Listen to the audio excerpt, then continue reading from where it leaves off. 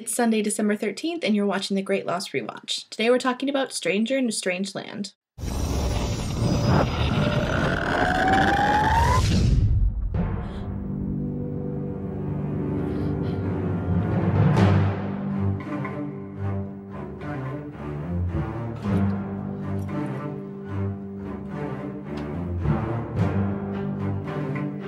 This is the first thing I'm recording, and I promise you that this will be the shortest video I ever do for this rewatch because, well, frankly, I think this episode blows. Like, I kind of dislike this episode so much, I don't want to watch it. Go watch it! We find Jack in his flashback in Phuket, Thailand, seemingly after Sarah has left him. He meets this woman, Achara, and let's take a moment to talk about Bai Ling, who plays Achara. The worst actress, maybe ever. She says that she has a gift, and her gift turns out to be that she is a tattoo artist, but she can see people. She can see them for who they are.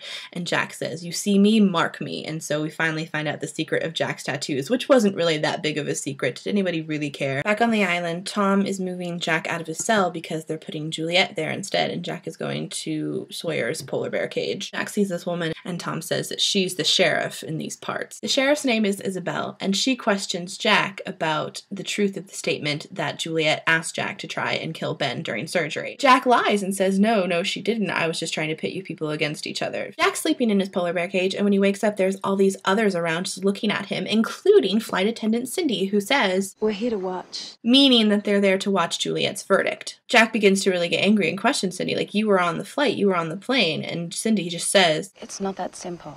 Meaning absolutely nothing. Oh, also the kids are there and they ask about Ana Lucia. Sorry, kids, she's dead. And there's no Tooth Fairy or Santa Claus. Alex takes Jack to Ben, who has a infection on his stitches. Jack explains to Ben, you need a doctor. You need someone who will constantly monitor you. And I will do that for you if you go and intervene in this verdict so that Juliet will not be executed. Ben agrees, writes a note to Isabel, but in the note he says that Juliet is to be marked. While all this is going on, Kate and Sawyer kind of have this subplot where Kate is being really forced into this submissive role by Sawyer. He's making all the decisions. Carl cries because he misses Alex. They talk about naming stars, and then Carl runs away and Sawyer lets him go, and they head back to camp.